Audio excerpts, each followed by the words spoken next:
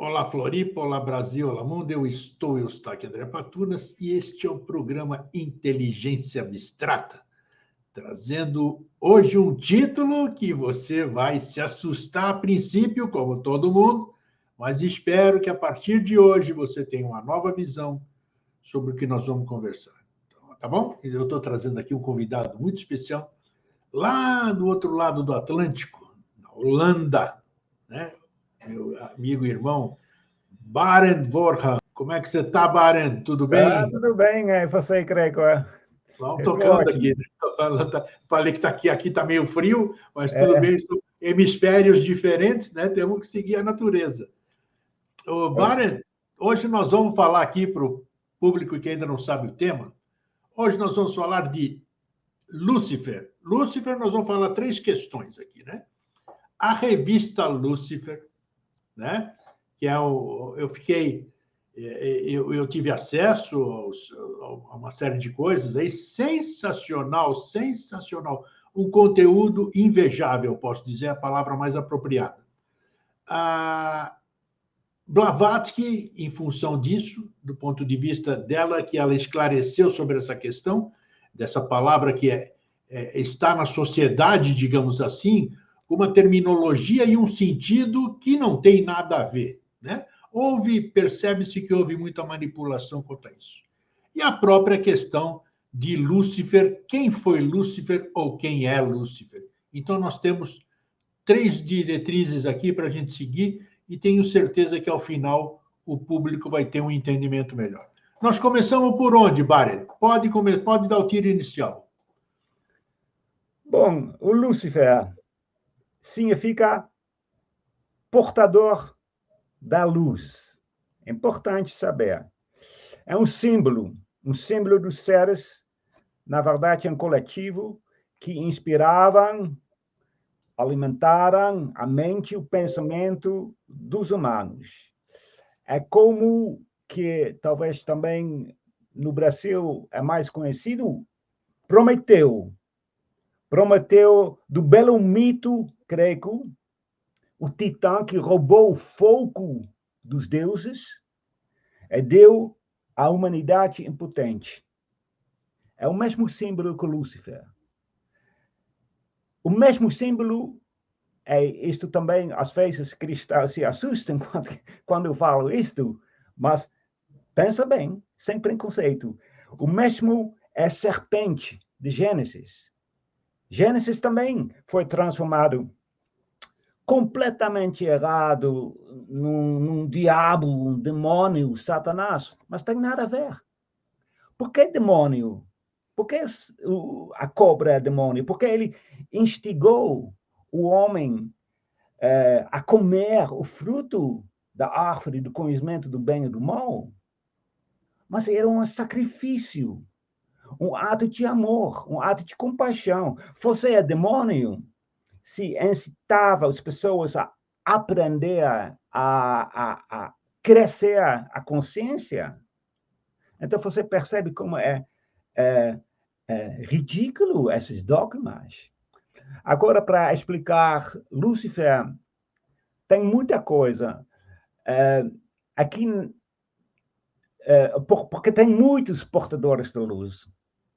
Agora, no começo da história humana, milhões de anos atrás, os seres humanos eram, por assim dizer, que nem no mito de Prometeu, eram impotentes, não podiam pensar.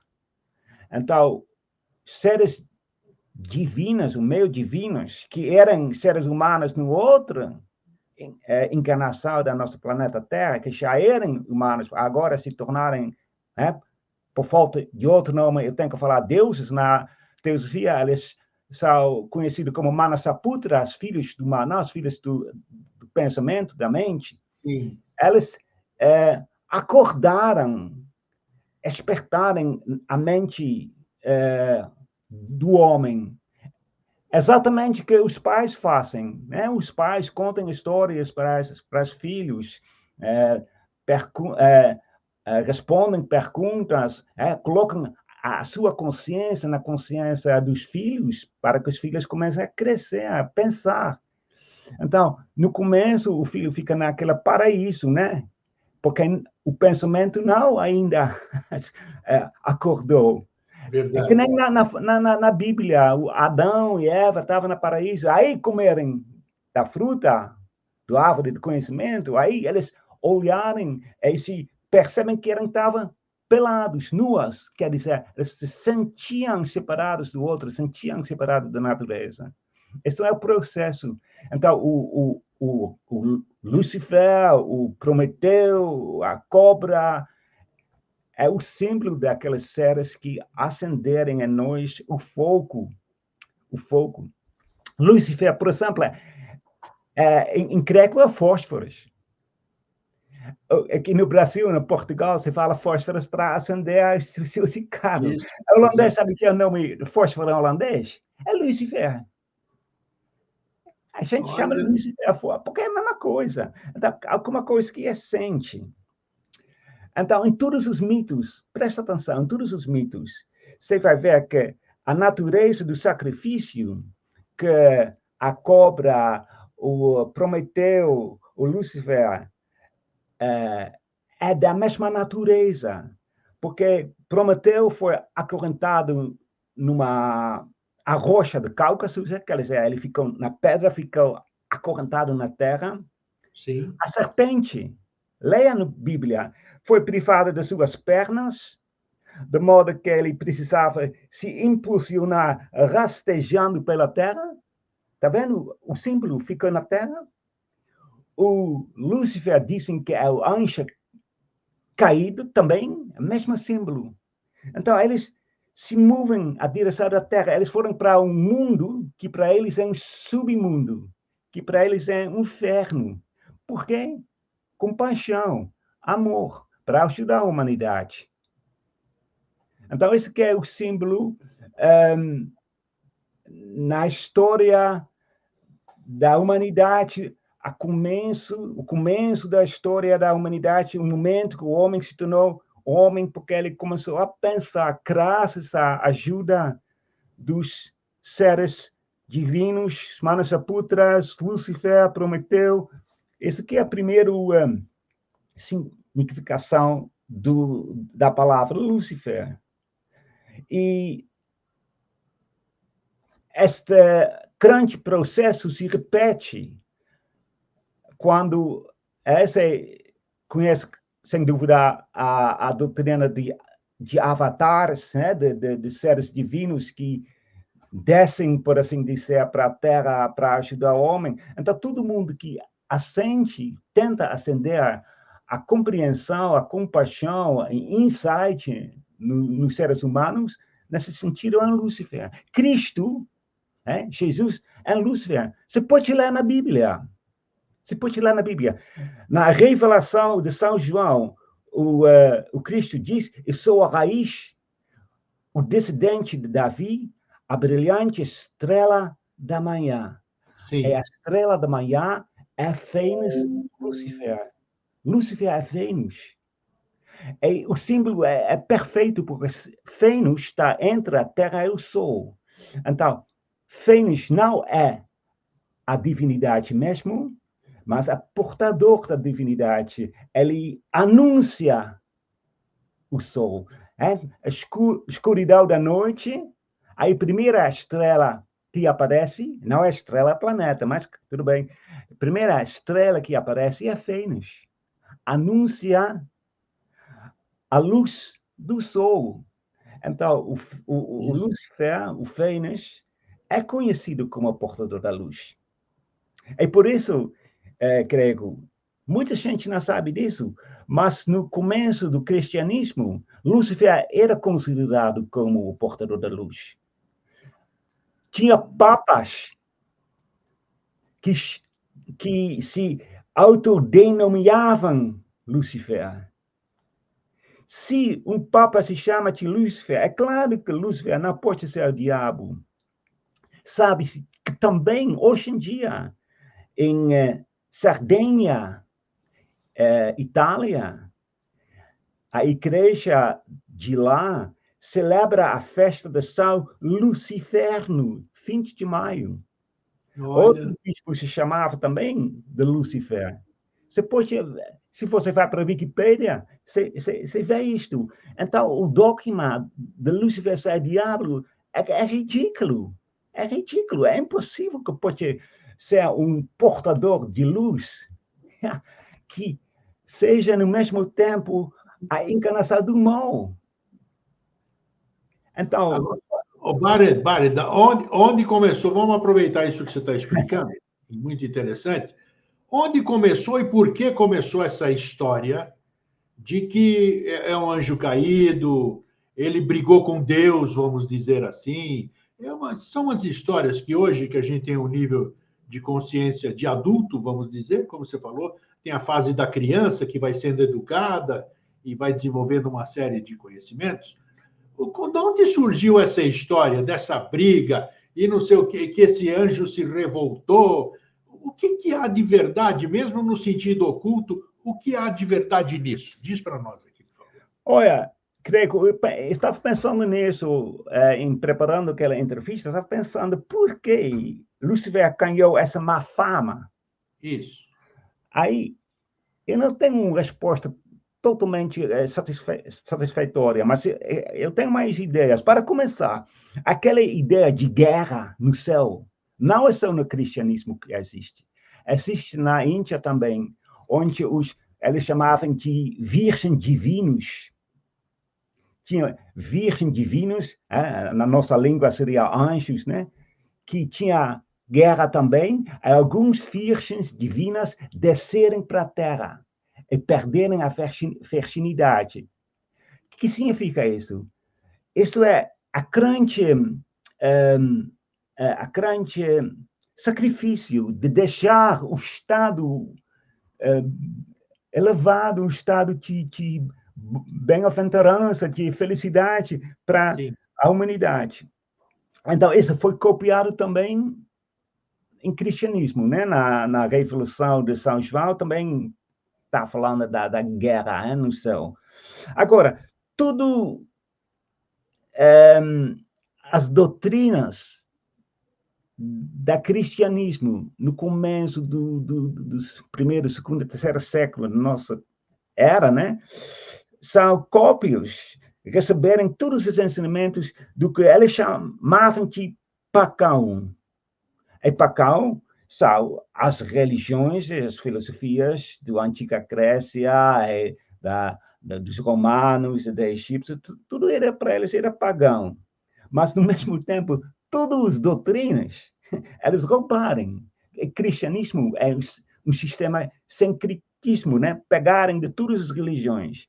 Isso. Mas, ao mesmo tempo, isto foi ignorância do propósito, não posso dizer, pode ser as duas considerações, né? Pode ser ignorância também queria poder. Então, eles falaram que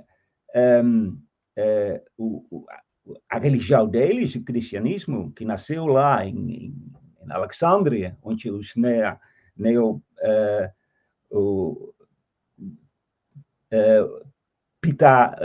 neoplatonistas era muito, muito, muito importante. Então, eles pensavam, nós temos que fazer uma diferença enorme entre os pagãos e nós. Então, eles inventaram o todo-poderoso Criador do Universo, que não existe nas outras religiões um todo-poderoso Criador do Universo, nem na Índia, nem nos gregos, nem nos latinos, nem na... Porque eles falam de Brahman, né? Isso Brahma, mas tem 1000 deuses lá, e tem para Brahma, que além do Brahma, tem, entendeu? Isso. Então, não tem um todo-poderoso. Mas quando se inventa um todo-poderoso Deus, precisa também de uma contraparte. Se havia um bem absoluto, tem que ter um mal absoluto. Então, eles inventaram um demônio. Você não acha o demônio que é conhecido no cristianismo, nas outras religiões? Tem seres que se mais identificam com o lado da matéria, e tem seres que se identificam mais do lado de espírito, mas não numa maneira absoluta. Então, eles transformaram o divino Lúcifer, o divino Prometeu, da mitologia greca, em um demônio. Assim, criaram um dogma, e o dogma foi tão incalculado no pensamento das pessoas da Idade Média, e não esquece, na Idade Média era proibido de pensar. Era proibido, se você tivesse outra ideia, eles te matavam. Não tinha possibilidade de pensar de outra maneira. Então, esse dogma foi tão, esse preconceito foi tão enraizado na mente do homem que ficou lá. Então, tem duas coisas. Eles inventaram um Deus poderoso, queriam ser diferente das outras religiões, por isso, no século IV, o cristianismo foi a religião da Império Romano única, quer dizer, não podia ter outra religião, não podia acreditar nos deuses dos gregos, dos latinos, as escolas de mistérios foram proibidas, fecharam, etc. Então, foi a época da escuridão. Então, esse dogma entrou nas cabeças do homem e foi tão forte lá que até hoje em dia, séculos e séculos depois, aquela ideia que Lúcifer é diabo ainda existe. Ainda existe. Barnett, você já leu a Bíblia? Nem tudo, mas grande parte, sim. Nem tudo, tá bom, mas é só para te fazer essa pergunta aí. Como é que a Bíblia, como é que os apóstolos, como é que esses evangelistas colocaram essa questão na Bíblia? Como é que eles denominam, como é que eles chamam, como é que eles colocam? Porque Jesus parece que foi tentado pelo diabo, né? Alguma coisa nesse sentido. Então, o que seria isso aí? Seria teria um outro sentido e eles quiseram dar uma direção de interesse próprio? Como é que você vê essa questão na Olha, Bíblia? Grego, no fundo, só a ilimitabilidade é absoluta, o resto é tudo relativo. Que é bem para mim, que é o pureza puro para mim, talvez para um Deus já é um pouquinho sujo, Sim. né? É tudo relativo. Então, isso é a ideia que se tem que sempre considerar. Também, no homem mesmo tem o lado que está focado no Deus interior, o lado divino do homem. A Pico della Mirandola fala isso muito bem, né? aquela filósofo do Renascimento. E tem um lado que é focado na terra, na matéria. Então, o que é iniciação? Iniciação é quando você mostra que você domina o seu eu inferior, seu self interior. Olha. O que aconteceu com Jesus e também com outros santos e avatares, que eles entrarem no deserto, ou outro símbolo, eles entrarem no submundo. Isso. Eles tinham que mostrar que eles conquistarem o seu eu inferior, que eles dominam o seu eu inferior. Isso aconteceu 40 dias com Jesus. Por exemplo, se fosse o mito do Orfeu, que foi também no submundo. Isso. Mas ele olha para trás e perdeu a sua divindade, Eurídice. Você conhece esse mito que ele entra lá? Então, olha para trás, quer dizer, ele está focando ainda no seu eu inferior. Então, a iniciação ele não conquista a iniciação, é um fracasso. Enquanto Jesus vai para deserto, então ele conquista o diabo, quer dizer, ele conquista o seu eu inferior. Então, repete, antes de você continuar, repete essa frase, por exemplo, que eu quero que o meu telespectador grave.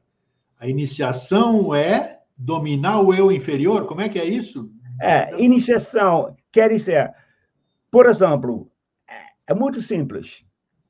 Você, por exemplo, um cara que rouba, um ladrão, Ok. ele diz para si mesmo, ele toma a decisão, eu não quero mais roubar, eu não vou mais roubar. Depois, ele entra num quarto, numa sala, ele vê uma bolsa cheia de dinheiro. Perfeito. Iniciação, tentação. O que ele faz? Ele pega dinheiro, então, fracasso. Não, ele conquista. Aí, iniciação. Então, isso é, claro, é um exemplo muito simples. Figurativo, Iniciação figurativo. muito mais. Mas se você realmente quer viver para compaixão, realmente ver que esse mundo aqui é uma ilusão, você conquista todas as tentações desse mundo, todas as... porque você percebe que são ilusões. Dinheiro, fama, tudo isso para você não existe. Então, realmente, você entra no submundo, Tá. no seu eu interior, e você evita olhar para trás, né? Você é confrontado com todos aqueles erros que você fez no passado. E se você sente simpatia ou antipatia, pronto, acabou, não conseguiu. Eu vou te dar um exemplo muito bem. Um cara que é viciado em drogas. Então, em certo momento, ele conquista. Ele não usa mais droga. Agora, ele é mandado para uma casa ou um bairro onde tem muita gente que usa droga. Sim. O que ele faz? Se ele sente antipatia, já não é bom. Se ele sente simpatia, mas se ele está neutro, ele conquistou totalmente. Perfeito. Entendeu? Perfeito. Então, isso que aconteceu na iniciação. Então, isso, quando Jesus foi para o deserto, ele conquistou tudo o seu eu interior, tudo do passado, ele conquistou. Olha que E, interessante. bom, se virou Cristo depois. Ele virou o Cristo, né? Depois disso, né? Foi exatamente esse, que era uma pessoa normal, mas que se permitiu ser ungido, se tornar um avatar, digamos assim. O Baren, tá. Blavatsky, onde entra Blavatsky nessa questão de Lúcifer? E ela tinha um ponto de vista sobre isso, né? E, inclusive, ela fez um belo de um texto, né? Falando sobre isso, profundo, muito importante. Acho que todo mundo deveria ler. Não sei se isso está acessível para as pessoas lerem em algum lugar na internet, né? Se tiver, você me fala daqui a pouco. Porque seria interessante esclarecer a mente. A gente tem que parar de ser conduzido. A gente tem que parar de ser vaca de presépio. A gente tem que parar de... Temos que andar pelas próprias pernas e descobrir nossas próprias verdades, né? Me dê o ponto de vista da Petrovna, então, Varenda. Da revista dela ou da Blavatsky mesmo? Isso. Bom, nós vamos abranger tudo, mas o que ela própria tinha um posicionamento sobre a palavra Lúcifer ou quem era Lúcifer? Bom, ela escreve na primeira edição do Lúcifer dela, né? Que é o objetivo, eu estou lendo agora, mostrar coisas e nomes, homens e suas ações e hábitos em sua verdadeira forma. Combater o preconceito, a hipocrisia e o engano em todas as nações, em todas as classes da sociedade, em todas as partes da vida. Aí diz ainda, uma tarefa difícil, mas mesmo como experimento, não é impraticável nem útil. Aí ela faz uma citação da carta do Paulo para os Coríntios, para trazer à luz o que está escondido na escuridão. Então, ela usou a palavra Lúcifer como nome da revista dela, porque esta palavra Lúcifer... Ela lançou, vamos lá, ela lançou uma revista com o nome Lúcifer, é isso? Foi. Tá. Isso que é muito antiga, isso? Eu acho que é do século XIX, Ela, né? ela fundou, como a primeira revista de Lúcifer de Blavatsky foi em 1986. 1886. É mais do que 120 anos atrás, mais ou menos. É. Então, no primeiro artigo, ela falou por que eu chamo essa revista Esse que era o Lúcifer. ponto, isso que eu queria dizer. Então, ela explica tudo sobre o nome de Lúcifer. Então, ela realmente fala, mas que o público diz, mas por que você chama sua revista de Lúcifer? Porque você sabe que muita gente não pensa que é diabo. Não, acho que o repórter que estava entrevistando ela, né, perguntou para ela por que esse nome de revista você não vai vender nada, né, com esse nome. Bom, ela deu três argumentos. Ela diz, o nome é importante, porque o nome reflete a ideia por trás dela. O propósito de Lúcifer é trazer para a luz o que é obscuro. Então, depois ela diz, por que sucumbia a preconceitos? Por que sucumbir a preconceitos tão profundamente enraizados no pensamento humano? Por quê? Porque viver uma mentalidade de medieval, eu tenho que trocar o nome da minha revista porque o povo tem preconceitos? Isso aí. A terceira razão, ele diz, seria hipocrisia se eu mudar o nome. Então, ele diz, veja bem, eu uso minhas palavras, claro, ela fala muito mais bonito do que eu. Ela diz, olha, eu não posso... as massas, a multidão, ignorantes, eu entendo que elas achem que Lúcifer é diabo. Eles nunca estudaram, eles foram dito que Lúcifer é diabo, então eles acham. Mas, ela diz, os padres, os pastores, os teólogos, especialmente na época dela, né, que estudaram, foram para a faculdade, falam grego, falam latim. Eles sabem que Lúcifer significa portador da luz. É porque ceder à sua hipocrisia, ceder ao preconceito é covardia, ela diz.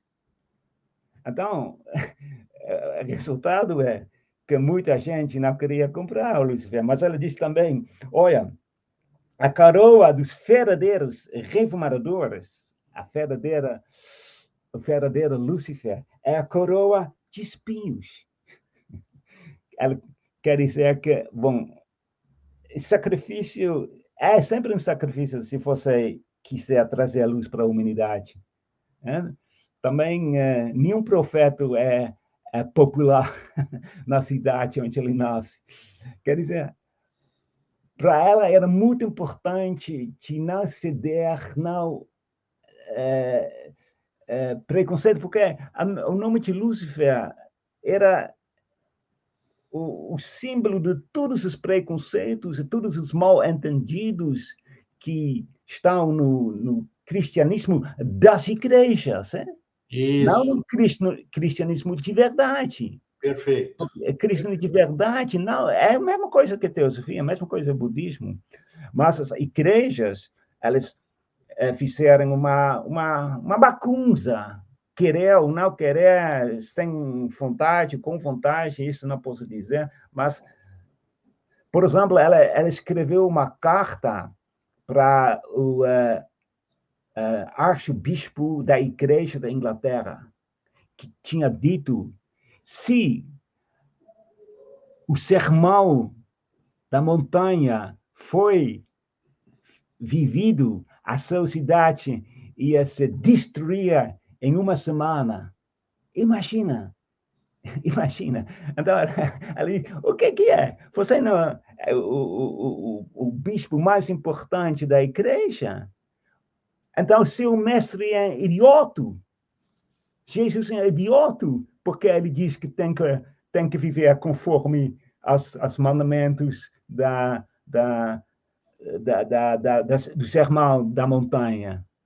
Entendeu? Então, o ético do cristianismo é belíssimo, bonito. Se realmente todo mundo que diz que é cristão vivesse o Aí sim. cristianismo, a gente estava num paraíso. Não tinha roubo, não tinha assassino, não tinha... todo mundo era irmão um do outro.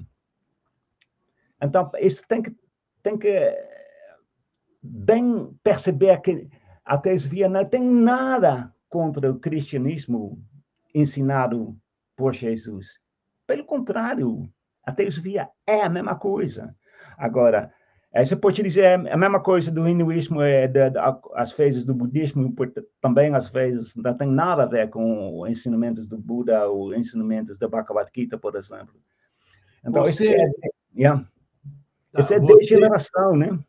sim, você é teosofista, você escreveu livros, você é instrutor, né? Como é que a teosofia vê essa questão? Eu sei que a teosofia ela tem uma mente holística, né? Ela é aberta, ela não se atém em uma única questão.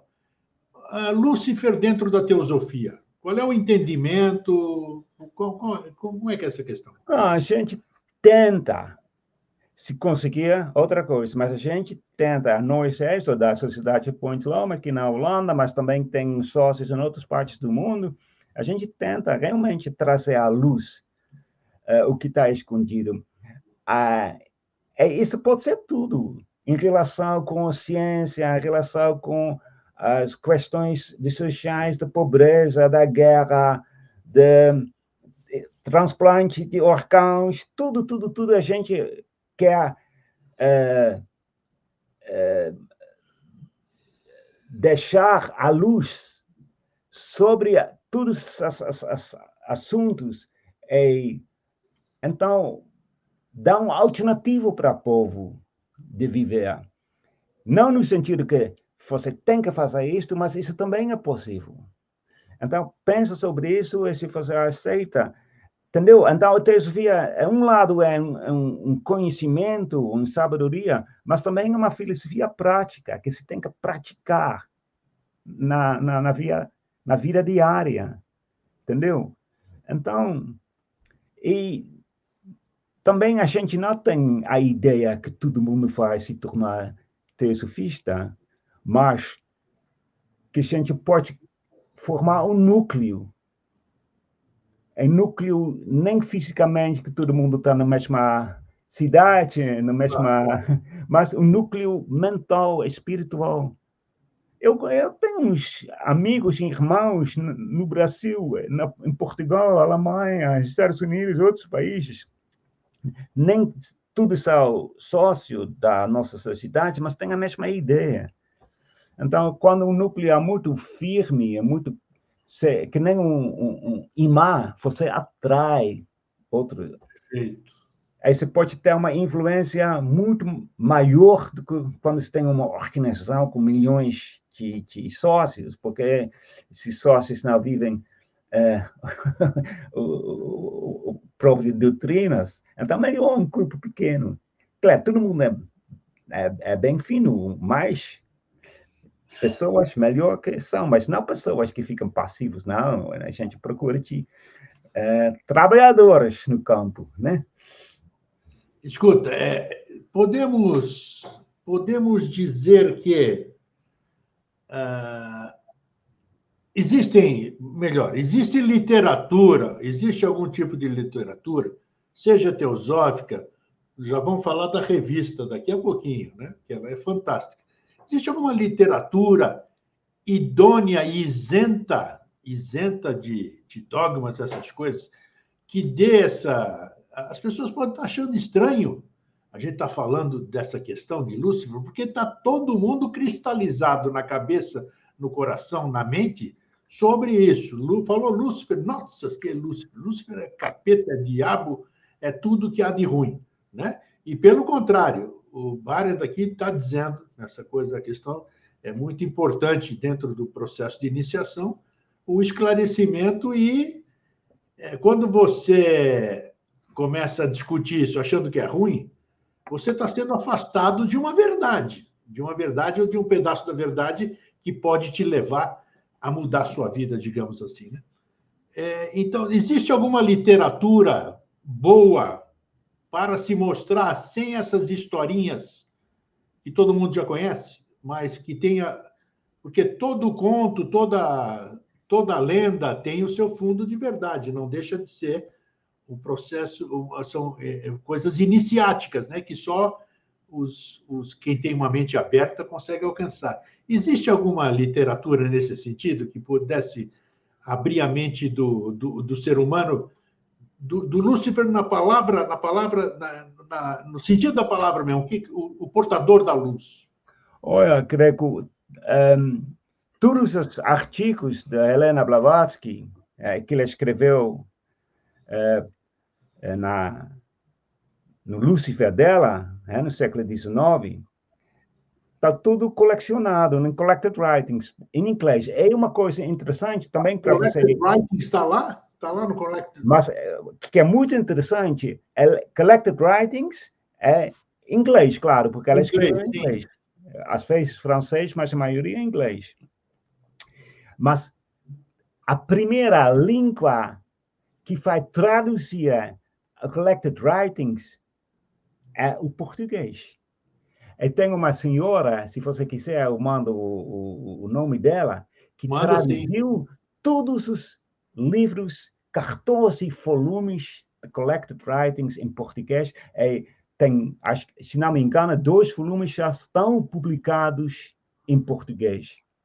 Muito se você tiver tempo, se você está afim, faz uma entrevista com essa senhora. Esqueci o nome dela agora, mas eu posso mandar para você. É muito interessante. Então, todos os artigos que ela escreveu na revista Lúcifer, você acha. Está online também, né? Está online, em inglês, mas vai traduzido em português. Sim. Mas tem uma literatura bastante grande que eu gosto muito de Peruca. De Peruca, ele explica, porque Blavatsky é difícil para ler. Muito difícil. Mas de Peruca, ele também fala, no fundo, a mesma coisa que Blavatsky, mas usa uma linguagem mais fácil. Tem um livro também que chama-se Os Fundamentos da Filosofia Esotérica, que foi traduzido em português, pode comprar no Brasil, que fala a mesma coisa que as doutrinas secretas, só de uma maneira mais acessível para o povo. Explica mais coisas, entendeu?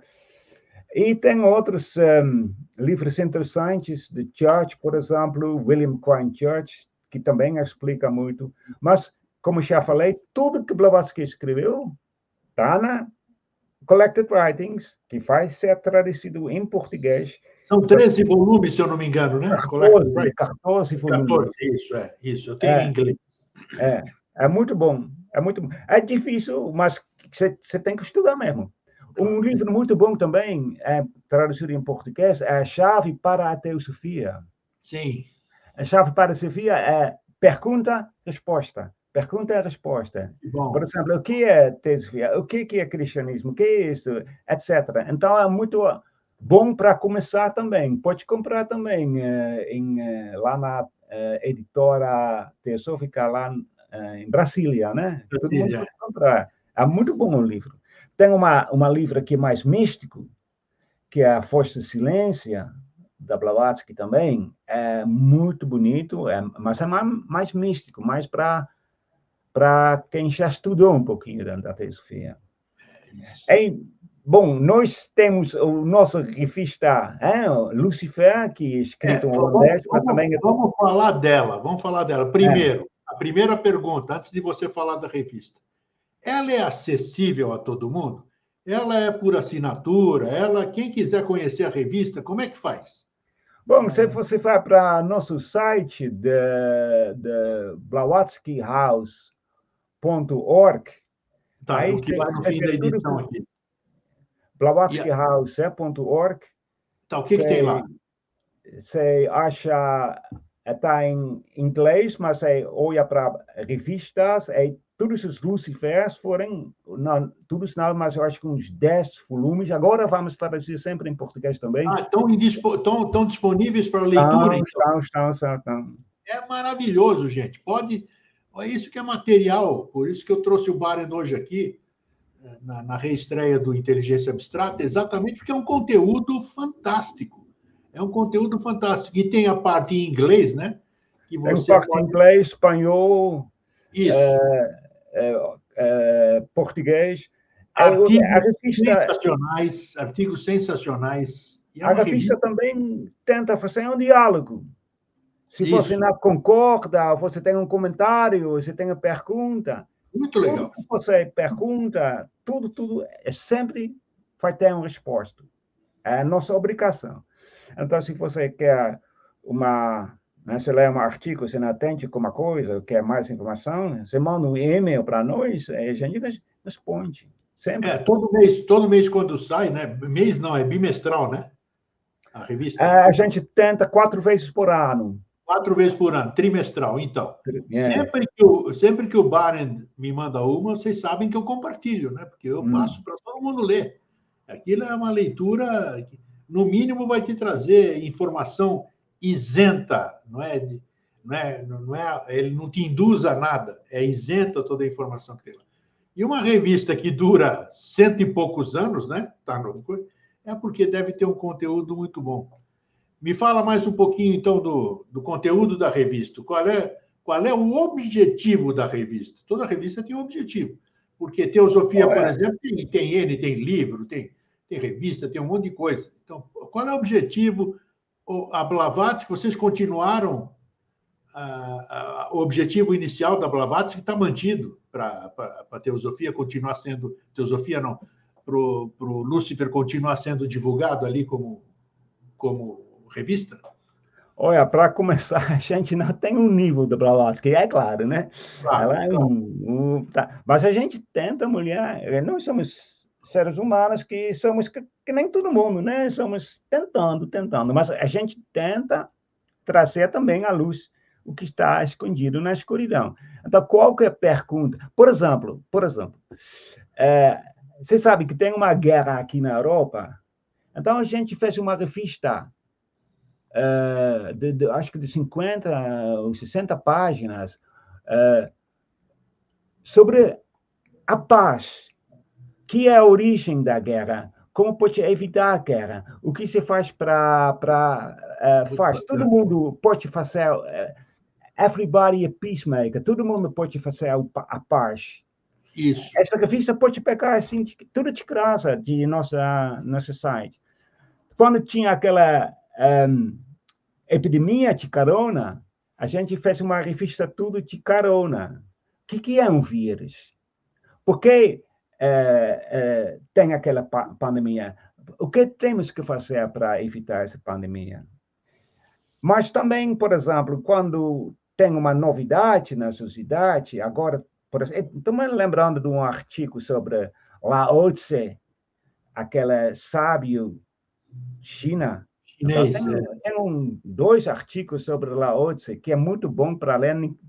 Pouca gente conhece Lao Tse, que é um sábio também, mas tem sobre a evolução, quando tem porque muita gente pensa que o nosso caráter está no DNA, Então, eles dizem meu DNA, Não, mas aí, o que é evolução de verdade? A gente vê um artigo sobre a evolução progressiva. Tem um artigo sobre a arte que ensina, etc. Tudo que existe. Por exemplo, antes de ontem, recebemos uma pergunta de uma moça que diz: mas eu leio na Bhagavad Gita sobre Krishna, que Krishna é isto, mas por que na Índia eles falam que Krishna... Então, a pergunta dela sobre Krishna. Então, a gente tenta responder. Entendeu?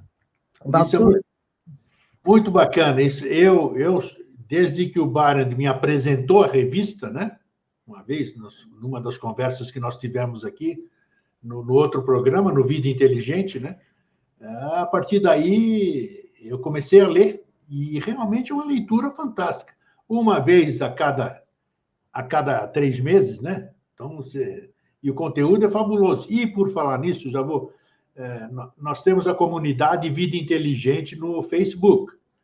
As edições de Lúcifer que eu tenho, desculpa, que eu tinha, já estão no nosso arquivo lá para consulta.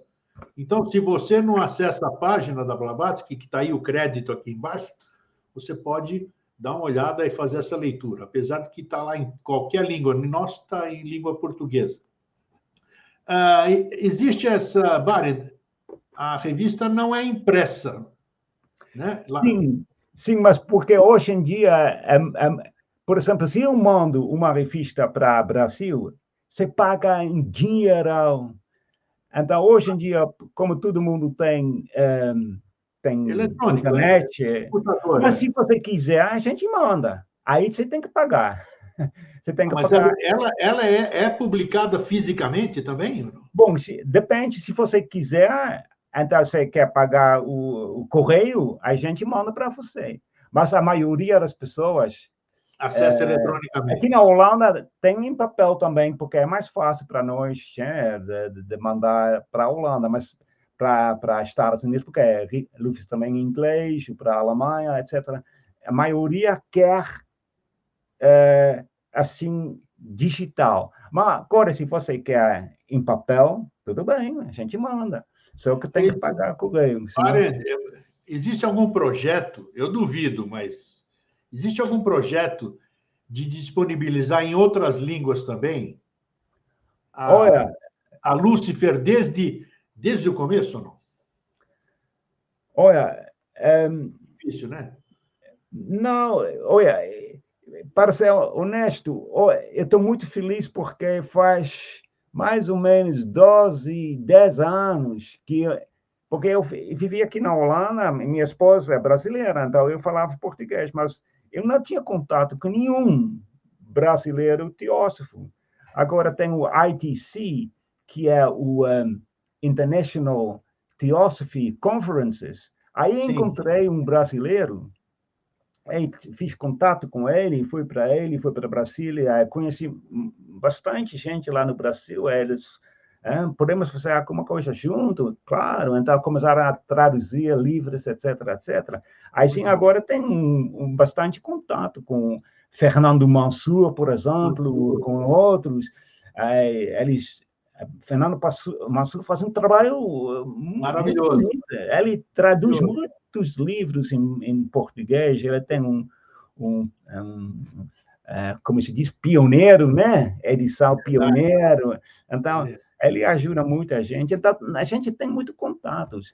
Agora, nós estamos criando aqui na Holanda, no nosso site, uma seção português, onde nós vamos pôr todas as traduções em português. Por exemplo, o livro de Peruca, Fundamentos da Filosofia Esotérica, já foi traduzido, e daqui a pouco você vai achar no nosso site também. Todo mundo pode pegar e ler. Boa notícia você está trazendo, porque é um material riquíssimo.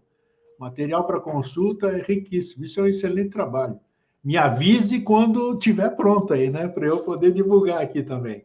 Além disso, creio que nós temos um curso Sabedoria Universal que é em inglês, alemão e holandês, mas nós agora tem em português também.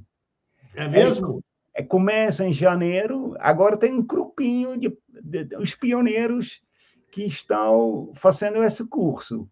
Então, com a internet é tudo muito mais fácil, porque a gente faz tudo com a internet, então pode ser de Portugal, do Brasil, da Angola, quem fala português. Você tem que achar um horário que é bom para todo mundo, porque a diferença de... Mas isso é, cada um se adequa... Sempre dá um jeito, o curso também é português. Que bacana, que boas notícias. Curso Sabedoria Universal. Muito bom. Esse curso agora acaba com o grupo em dezembro ou em janeiro. Nós, se tiver gente, né, vamos começar de novo com o curso. Não deixa de me avisar, principalmente se for na língua portuguesa, que a gente divulga nos programas que nós sem dúvida. Isso é muito importante, é um estudo sério, um material sério, então isso é muito bom. Então, em resumo, Baren, Lúcifer, então, vamos esclarecer. Eu acho que nós tivemos já um certo esclarecimento sobre essa questão, mas a gente reconhece que é uma coisa muito enraizada, né, na cabeça das pessoas, de que é coisa ruim, de que é isso, que é aquilo. Então, só que quanto mais a gente não se permite abrir a mente, menos verdade a gente vai ter na nossa cabeça. Não que a verdade esteja fora da nossa cabeça, mas essas resistências que nós humanos temos é que dificultam o nosso progresso, né? Baren, dá o seu recado final aqui para nós nesse recomeço do inteligência abstrata, que você vai voltar mais vezes. Nós vamos falar... Eu desejo a todos que escutem essa entrevista que eles se tornem um Lúcifer. Um Lúcifer para seus irmãos. Isso, exatamente. Olha, tentem acender a parte superior que todo mundo tem. Portadores da luz. Pública, entendeu? A parte de luz. Então, você tem que viver mesmo naquela parte superior de você mesmo. Aí você pode acender, que nem o Prometeu, né?